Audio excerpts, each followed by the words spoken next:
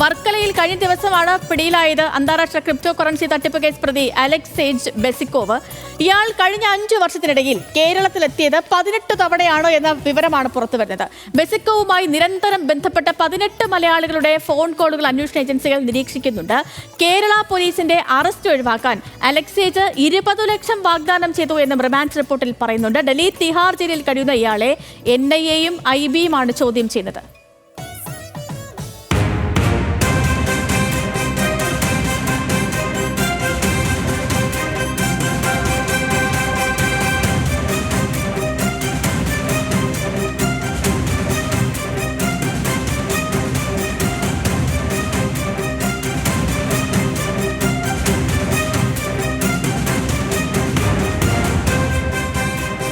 ശരത്ലാലുണ്ട് വിവരങ്ങളുമായി നമുക്കൊപ്പം. ശരത്ത്, $96 ബില്യൺ, അതായത് 8 ലക്ഷം കോടിയുടെ തട്ടിപ്പെന്നാണ് നിലവിലെ നിഗമനത്തിൽ പുറത്തു വരുന്നത്. പക്ഷേ ഇതിനും അപ്പുറം ഉണ്ടായേക്കാം എന്നും പറയപ്പെടുന്നു. നിലവിലെ അന്വേഷണ ഏജൻസിയുടെ കണ്ടെത്തലുകൾ എങ്ങനെയൊക്കെയാണ്? Sarath, good morning. Sethulakshmi, good morning. വളരെ ഞെട്ടിക്കുന്ന വിവരങ്ങളാണ് റിമാൻഡ് റിപ്പോർട്ടിൽ കേരള പോലീസിലെ DIG അജിത ബീഗത്തെ കോട്ട് ചെയ്തുകൊണ്ട് ഉദ്ധരിച്ചുകൊണ്ടുള്ള റിപ്പോർട്ടാണ്, റിമാൻഡ് റിപ്പോർട്ടാണ് കോടതിയിൽ നൽകിയിരിക്കുന്നത്. ഇതനുസരിച്ചാണ് അദ്ദേഹത്തിനെ, ഈ റഷ്യൻ പൗരനെ തിഹാർ ജയിലിലേക്ക് അയച്ചിരിക്കുന്നത്. കേരളത്തിൽ 5 വർഷത്തിനിടെ 18 തവണ വന്നു. 18 തവണ വന്നു എന്ന് മാത്രം 30 ദിവസം വരെ താമസിച്ചു.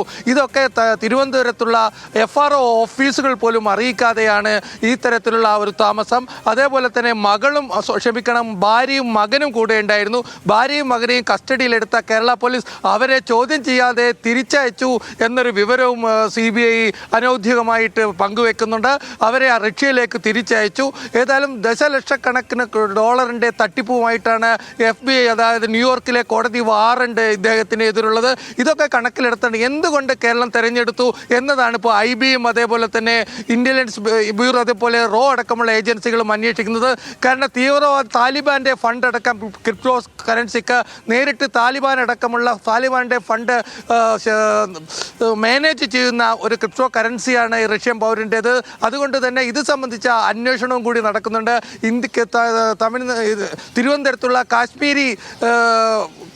കാശ്മീരി കച്ചവടക്കാരുമായിട്ട് ഇദ്ദേഹത്തിന് ബന്ധമുണ്ടോ? കാരണം കാശ്മീരിലേക്കുള്ള ക്രിപ്സി കറൻസി വിതരണവും അതുപോലെ കേരളത്തിൽ കഴിഞ്ഞ 1.5 വർഷം മുമ്പ് നടന്ന ക്രിപ്സി കറൻസി തട്ടിപ്പുമായിട്ട് ബന്ധമുണ്ടോ എന്നീ കാര്യങ്ങളൊക്കെ ഡൽഹി പോലീസ് അന്വേഷിക്കും, CBI അന്വേഷിക്കുമെന്നാണ് നമുക്കിപ്പോൾ ലഭിക്കുന്ന വിവരം. ഏതായാലും വളരെ പ്രധാനപ്പെട്ട ഒരു കാര്യമാണ് ഇദ്ദേഹത്തിന് കേരളത്തിൽ, അതായത് കൊല്ലത്ത് ഇത്രയധികം സഹായങ്ങൾ ചെയ്തു കൊടുത്തവരാണ്, അതുപോലെ കൊച്ചിയിൽ സഹായം ചെയ്തു കൊടുത്തവരാണ്.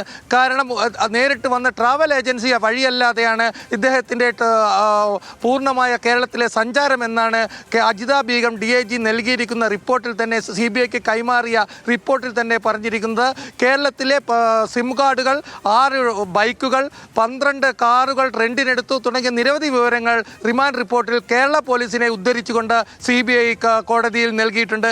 ഏതായാലും വിശദമായ ചോദ്യം ചെയ്യലിന് IB-യും അതുപോലെ തന്നെ റോയും ഇദ്ദേഹത്തെ ഇന്നും നാളെയുമായി ചോദ്യം ചെയ്യും. കാരണം ഇന്ത്യയിൽ കേസില്ലാത്തതിനാൽ അദ്ദേഹത്തെ ചോദ്യം ചെയ്തതിന് ശേഷം കേസില്ലാത്തതിനാൽ അമേരിക്കക്ക് കൈമാറേണ്ടതുണ്ട്, ഇന്റർപോളിന് കൈമാറേണ്ടതുണ്ട്. അതിന് മുകളിൽ ലിമിറ്റഡായ കുറച്ച് സമയം മാത്രമേ ലഭിക്കുന്നുള്ളൂ. എന്നാൽ കേരള പോലീസ് പറയുന്നത് ഇദ്ദേഹത്തുമായി ബന്ധപ്പെട്ട ആളുകളുടെ നമ്പറുകൾ അല്ലെ അവരുമായിട്ടുള്ള അന്വേഷണം കേരള പോലീസ് നടത്തുകയാണ് എന്നാണ് കേരള പോലീസ് അറിയിച്ചിരിക്കുന്നത്. ഏതായാലും സിമ്മുകൾ സംഘടിപ്പിച്ചു കൊടുത്തതാര്, നിരന്തരം സിമ്മുകൾ റീചാർജ് ചെയ്ത് ഈ സിമ്മുകൾ ഉപയോഗിച്ചിട്ട് വിദേശത്തു നിന്ന് പോലും, അതായത് ദുബായിൽ നിന്നും അതുപോലെ ഇദ്ദേഹം നിരവധി വിദേശ രാജ്യങ്ങൾ സന്ദർശിക്കുന്ന വ്യക്തിയാണ്. അതുകൊണ്ട് തന്നെ ഇറാഖ് അടക്കമുള്ള പ്രദേശങ്ങളിൽ ഇദ്ദേഹത്തിൻ്റെ ഇന്ത്യൻ മൊബൈലിൽ നിന്ന് ഫോൺ കോളുകൾ പോയിട്ടുണ്ടെന്നും കണ്ടെത്തിയിട്ടുണ്ട്. കേരള പോലീസിനെ പ്രാഥമിക അന്വേഷണത്തിൽ തന്നെ ഇത് വ്യക്തമാക്കപ്പെട്ടാണ്.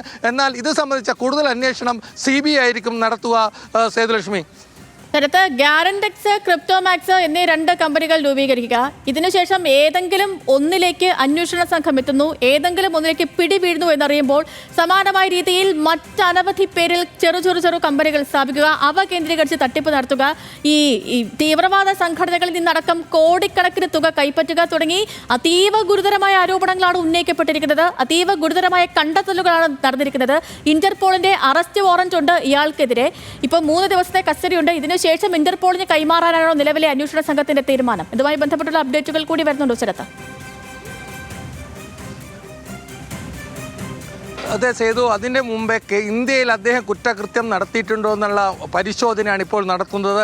അങ്ങനെയാണെങ്കിൽ മാത്രമേ അദ്ദേഹത്തെ റഷ്യൻ പൗരനെ നമുക്ക് ഇന്ത്യയിൽ കസ്റ്റഡിയിൽ വെക്കാൻ നിയമപരമായി അവകാശമുള്ളൂ. അതുകൊണ്ട് തന്നെ ഇത്തരമൊരു ഇന്ത്യയിൽ എന്തെങ്കിലും അനധികൃതമായി കൈകാര്യം ചെയ്തിട്ടുണ്ട്. ഇപ്പോൾ അദ്ദേഹത്തിനെതിരെയുള്ള ഏക നിയമ ലംഘനം എന്നാൽ ഇവിടെ താമസിച്ച് ടൂറിസ്റ്റ് വിസയിൽ താമസിക്കുകയും ടൂറിസ്റ്റ് വിസയിൽ താമസിച്ചിട്ട് അതിൻ്റെ നിയമലംഘനം വ്യവസായം, അതായത് കച്ചവട താല്പര്യങ്ങളും പിന്നെ അതേപോലെ തന്നെ വ്യാപാരത്തിൽ ഏർപ്പെടും എന്നുള്ള നിയമലംഘനം മാത്രമാണ്. അത് സംബന്ധിച്ച പൂർണ്ണതോതിൽ ഒരു തെളിവ് ശേഖരിക്കാൻ കേരള പോലീസിനോ CBIക്കോ കഴിഞ്ഞിട്ടില്ല. ഈ സാഹചര്യത്തിൽ ഇന്റർപോൾ നോട്ടീസ് അനുസരിച്ച് മാത്രമാണ് ഇപ്പോൾ അദ്ദേഹത്തെ കസ്റ്റഡിയിൽ എത്തിയിരിക്കുന്നത്. അതുകൊണ്ട് തന്നെ അദ്ദേഹത്തിന് 3 ദിവസം കൊണ്ട് ഇന്റർപോളിന് കൈമാറേണ്ടി വരും. അതിൻ്റെ ഇടയ്ക്ക് കേരളത്തിൽ ഭൂമി വാങ്ങിക്കുകയോ അതേപോലെ കേരളത്തിൽ ലഹരി മരുന്നിന് കച്ചവടം നടത്തിയോ അല്ലെങ്കിൽ കേരളത്തിൽ ക്രിപ്റ്റോ കറൻസി ഇടപാടിൽ നേരിട്ട് ഇടപാടുണ്ടോ അല്ലെങ്കിൽ ഇന്ത്യയിൽ നിന്നുള്ള തീവ്രവാദികളിൽ നിന്ന് ക്രിപ്റ്റോ കറൻസി വഴി കള്ളപ്പണം വെളുപ്പിച്ചിട്ടുണ്ടോ എന്നീ കാര്യങ്ങളൊക്കെ അന്വേഷിച്ചാൽ മാത്രമേ അത് സംബന്ധിച്ച FIR രജിസ്റ്റർ ചെയ്താൽ മാത്രമേ അദ്ദേഹത്തെ ഇന്ത്യയിൽ നമുക്ക് ചോദ്യം ചെയ്യാനുള്ള കൂടുതൽ അവസരം ലഭിക്കുള്ളൂ, അല്ലെങ്കിൽ കേസെടുക്കാൻ പറ്റുള്ളൂ. ഇന്ന് നിലവിലുള്ള സാഹചര്യത്തിൽ 3 ദിവസം കഴിഞ്ഞാൽ അദ്ദേഹത്തെ ബുധനാഴ്ച വൈകിട്ടോടെ അദ്ദേഹത്തെ ഇന്റർപോളിന് കൈമാറുമെന്നാണ് നിലവിലുള്ള കോടതി ഉത്തരവ് വ്യക്തമാക്കുന്നത്. ശ്രീലക്ഷ്മി. ശരി ശരത്ത്.